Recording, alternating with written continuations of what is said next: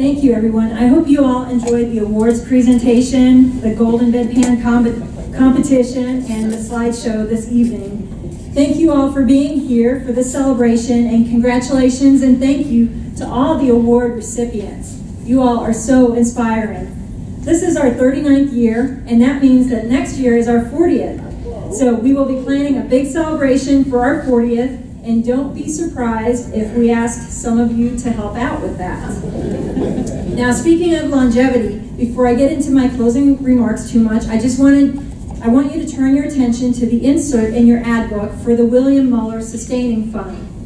Bill loved healthcare consumers deeply and was always looking ahead and concerned about our financial future so we could be around for a long time to fight the struggles that matter.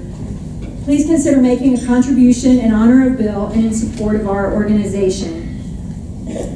I wanted to say that I am so moved by the power of the organizations and the individuals represented here tonight, by the dedication of you all and all the people involved and all that we have accomplished. As we look back at the past 39 years of grassroots organizing for healthcare access and justice, there is no doubt in my mind about what it is that works and what it takes to make the kinds of changes we need.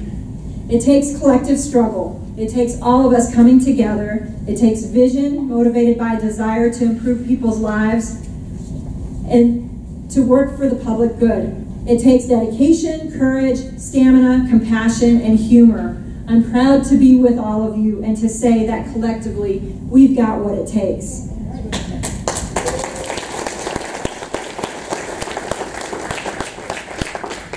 As I think about the Golden Bedpans contenders this year, there is no doubt in my mind about what we're up against and why what we do, all of us working together, is so important. Just imagine where our community and our state, well, it's not that hard to imagine about our state, but our nation would be, without us and others like us around the country, if those are the practices that would dominate. We are working for the public good to create a healthier and more just community and society, but all too often our work takes place against the backdrop and the efforts of others who are working for some other purpose that is at odds with the greater good. We all too frequently have to fight powerful interests motivated by greed. And just as bad, we all too frequently have to fight a very different battle, the battle against indifference and incompetence that has sometimes been institutionalized in the very agencies and bodies that are supposed to act in the public interest. When we work for justice, whether it's fighting against an injustice or working to create something new to improve the lives of people, we are working for the public good and in the public interest. But it's not easy. We are all too often David against Goliath. Our struggles are long and difficult, and it is easy to become discouraged. One might feel discouraged and beat down when one sees the ravages of the lives harmed and must bear witness day after day to the unnecessary and monumental suffering of people.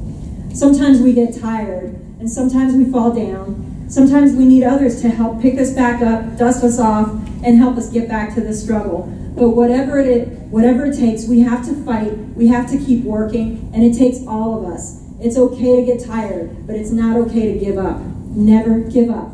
We cannot turn away from human suffering. We cannot abdicate responsibility to do what we can for others, and we cannot give up. The folks from the canteen run are a perfect example of choosing to turn toward human suffering and choosing to do what they can to make concrete improvements in the lives of those who are suffering. They know that sometimes the littlest things and compassion can make a big difference, can help someone get through another day.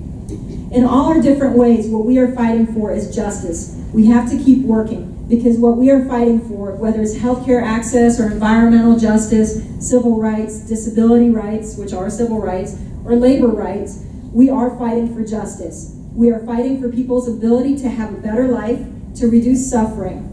It is justice that makes life, liberty, and the pursuit of happiness possible. So no matter how tired we are, how frustrated we get, we don't give up.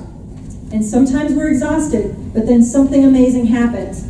As we work together for a change that might sometimes seem impossible, we come to know one another. We develop respect, trust, and even friendships where we didn't expect them. We achieve small victories that sustain us on the long road to the grand victory. We learn to celebrate, and we learn to love one another.